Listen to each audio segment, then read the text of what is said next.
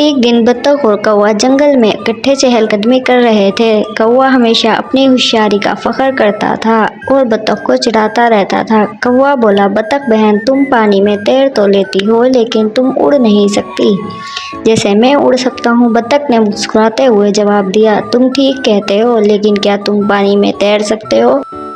کوا چونچ چڑھا کر بولا، ارے میں سب کچھ کر سکتا ہوں۔ بطخ نے ہنستے ہوئے کہا، اچھا تو آ جاؤ، ذرا تیر کر دکھاؤ۔ کوا فوراً پانی کے قریب گیا، بڑے اعتماد سے پانی میں چھلانگ لگائی اور اگلے ہی لمحے ڈبکیاں کھاتے ہوئے چیخنے لگا، بچاؤ بچاؤ بچاؤ۔ بطخ آرام سے تیرتی ہوئی آئی اور کوے کو پانی سے باہر نکالا۔